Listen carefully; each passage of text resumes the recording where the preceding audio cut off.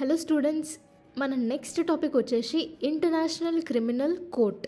So దీన్ని ICC అని కూడా అంటారు. సో ఐసీసీ అనే వర్డ్ యూజ్ చేస్తాము దీంట్లో. సో ఐసీసీ ప్రాసిక్యూటర్ ఈ వార్ క్రైమ్స్ నేపథ్యంలో ఇజ్రాయెల్ ప్రైమ్ మినిస్టర్కి ఇంకా హమాస్ లీడర్కి అరెస్ట్ వారెంట్ ఇష్యూ చేసిండు. అందుకు ఈ ఐసీసీ అనేది న్యూస్లో ఉంది. సో అంతకుముందుకి మార్చ్ 2023లో ఐసీసీ రష్యన్ ప్రెసిడెంట్కి కూడా అరెస్ట్ వారెంట్ ఇచ్చింది రష్యా యుక్రెయిన్ వార్ నేపథ్యంలో. సో ఫస్ట్ ఈ ఐసీసీ అంటే ఏంది, దీని గురించి కొంచెం డీటెయిల్గా నేర్చుకుందాం. సో ఐసీసీ అనేది ఫస్ట్ ఇంటర్నేషనల్ పర్మనెంట్ కోర్ట్ అనమాట. సో దీంట్లో మొత్తం 124 మెంబర్ కంట్రీస్ ఉన్నాయి. అండ్ ఇది వచ్చేసి రోమన్ స్టాట్యూట్ కిందికి వస్తుంది అనమాట. సో దీని కింద 1998లో ఫామ్ అయింది. ఎన్ఫోర్స్ కావడానికి 2002లో ఎన్ఫోర్స్ అయిందనమాట ఇది. సో ఈ రోమ్ స్టాట్యూలో సైన్ చేయండి ఇండియా, ఇజ్రాయెల్, యుఎస్, రష్యా ఇంకా China. So ICC founding treaty వచ్చేసి ఈ రోమ్ స్టాట్యూట్. సో ఓవరాల్గా 123 కంట్రీస్ ఉండే. సో ఇప్పుడు ప్రజెంట్ అయితే 124 కంట్రీస్ ఉన్నాయి. 123rd కంట్రీ వచ్చేసి ప్యాలెస్టైన్ 2015లో జాయిన్ అయింది. 124th కంట్రీ వచ్చేసి మలేషియా 2019లో జాయిన్ అయింది. అఫీషియల్ లాంగ్వేజ్ వచ్చేసి దీనికి English, French, Arabic, Chinese, Russian ఇంకా స్పానిష్ అనమాట. కానీ దీంట్లో ఐసీసీలో దాని సొంత పోలీస్ ఫోర్స్ అనేది లేదు, మొత్తం స్టేట్ పోలీస్ పైనే ఆధారపడి ఉంటుంది. ఐసీసీ జ్యూరిస్డిక్షన్కి వస్తే ఈ జెనోసైడ్ కానీ, వార్ క్రైమ్స్ కానీ, హ్యూమానిటీ పైన క్రైమ్స్ కానీ దీని జ్యూరిస్డిక్షన్ కిందికి వస్తాయి.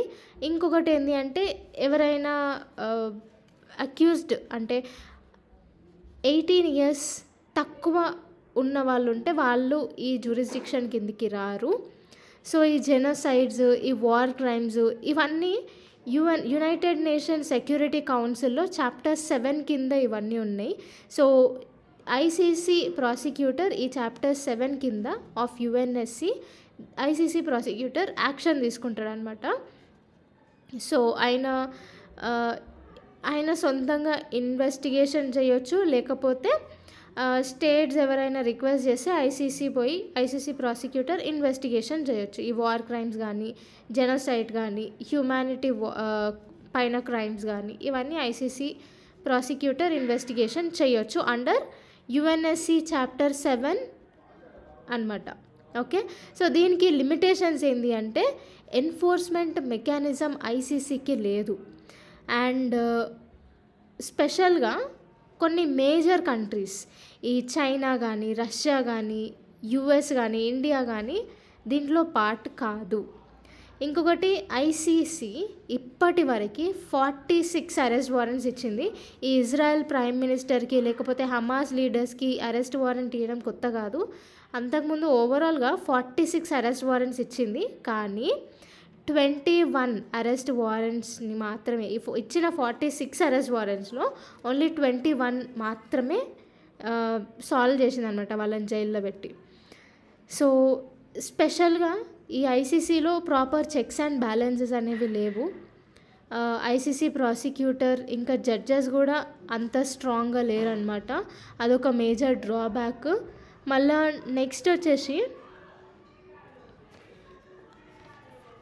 ఇది రెట్రోస్పెక్టివ్ కాదు. ఎందుకు అంటే ఇది జూలై 1, 2002లో ఎన్ఫోర్స్మెంట్కి వచ్చింది కాబట్టి దానికంటే ముందు కేసెస్ ఏవైతే ఉంటాయో అవి దీని పరిగణలోకి రావు.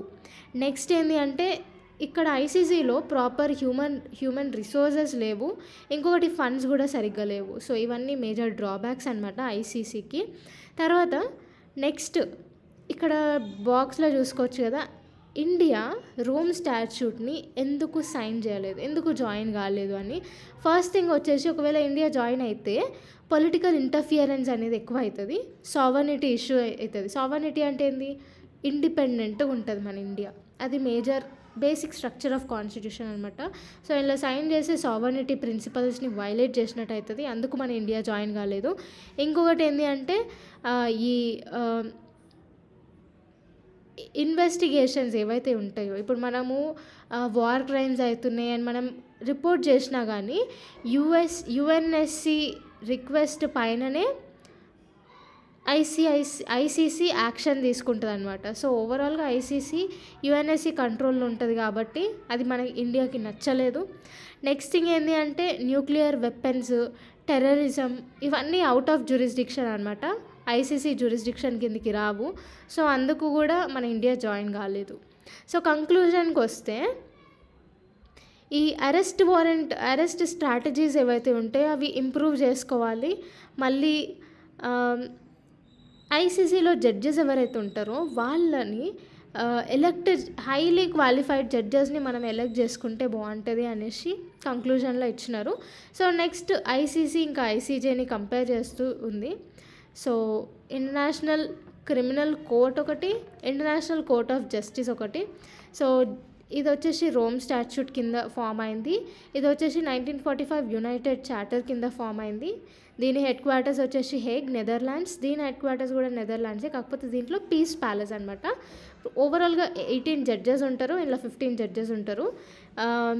ఇది ఓన్లీ క్రిమినల్ అఫెన్స్ని మాత్రమే సాల్వ్ చేస్తుంది.